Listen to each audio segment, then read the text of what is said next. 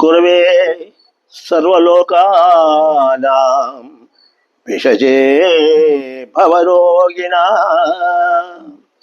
నిదయే సర్వవిద్యానాం శ్రీ దక్షిణామూర్తయే నమః. శ్రీ దక్షిణామూర్తయే నమః.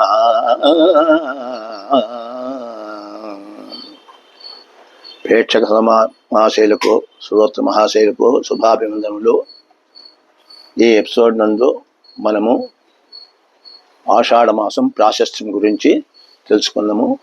ఆషాఢ మాసంలో మనము ఏం చేస్తే మనకు మంచి కలుగుతుంది అనేటువంటి విషయాన్ని తెలుసుకొని ఈ ఆషాఢ మాసంలో మనము ఆ విధంగా చేసుకొని ధన్యులు కావలసిగా ఉంటుంది. ఈ ఆషాఢ మాసం అనేది కర్కాటక సంక్రమణముకు అనేది కర్కాటక సంక్రమణం అనేటువంటి పుణ్యదినము ఈ ఆషాఢ మాసంలో వస్తుంది. ముందు ఎపిసోడ్లో మనం చర్చుకున్నాము. అది ఎప్పుడు వచ్చింది కూడా మీకు తెలిపినాను. ఆ తర్వాత కర్కాటక సంక్రమణము ఒకటి, రెండవది ఆషాఢ శుద్ధ ఏకాదశి, దీన్నే శయనేకాదశి, దీన్నే తొలి ఏకాదశి. పల్లెల్లో అంతా కూడా దీన్ని విత్తనాల ఏకాదశి అని కూడా పిలుస్తారు. కాబట్టి ఇది తరువాత ఈ చేసేవాళ్లకు చాతుర్మాస వ్రతారంభం కూడా ఈ ఆషాఢంలోనే ప్రారంభమైంది. అది ఆషాఢ శుద్ధ ద్వాదశి తర్వాత వామన పూజ కూడా జరుగుతుందన్నమాట.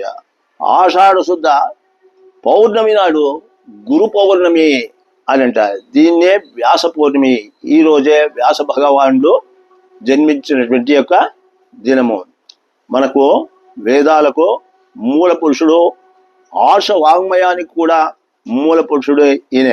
కాబట్టి అంతేకాదు పంచమ వేదాన్ని, భారతాన్ని మనకు అందించినటువంటి మహాపురుషుడు ఆయన. కాబట్టి ఆ దినాన్ని వ్యాస పూర్ణిమ అని కూడా అంటారు.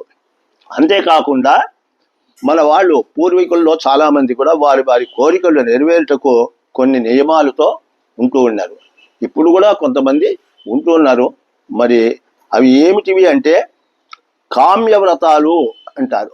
కామ్యవ్రతాలు ఆచరించే వాటి ద్వారా వాళ్ళ యొక్క కోరికలు నెరవేర్చుకునేదానికి వాళ్ళు ఈ ఆషాఢ మాసములో కొన్ని నియమాలతో వాళ్ళు ఉంటారు. మన అంటే కొన్ని నియమాలు ఏంటంటే అవి కొన్నిటిని వదిలేసి కొన్నిటిని స్వీకరించడం. ఆ విధంగా వాళ్ళు ఒక వ్రతంగా పెట్టుకొని, అంటే ఆహార పదార్థాల్లో కొన్నిటిని తీసుకోవడము, కొన్నిటిని విసర్జించడము, ఈ విధంగా చేస్తారు. దీన్ని ఒక వ్రతంగా వాళ్ళు చేశారు. కర్కాటక మాసంలో రవి సంచరించే సమయంలో, అంటే మిథున మాసములో శుభకార్యములు ఏవి చేయకూడదు అని ఇంతకుముందు చెప్పినాము. ఇప్పుడు కూడా మరొకసారి తెలియజేస్తున్నాం. ఎందుకంటే కర్కాటక మాసము శూన్య మాసముగా మనము అంటున్నాం అనమాట.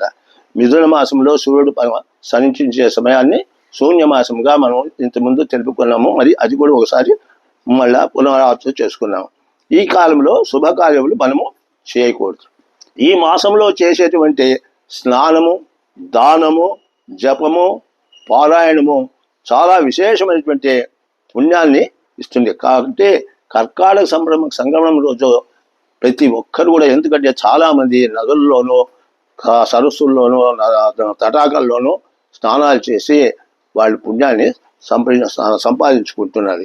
ఈ సమయంలో మనము ఈ పాదుకలు, ఛత్రము దానం చేస్తే చాలా మంచిదిగా ఉంటుంది అన్నమాట. ఇది ఈ కర్కాటక సంక్రమణంలో మనము చేయవలసిన నిజము. ఇక ముందు ఎపిసోడ్లో కామ్యవ్రతాలు అన్నాము. ఆ కామ్యవ్రతాల గురించి మనము తరువాత ఎపిసోడ్లో తెలుసుకుందాం. ఓం స్వస్తి.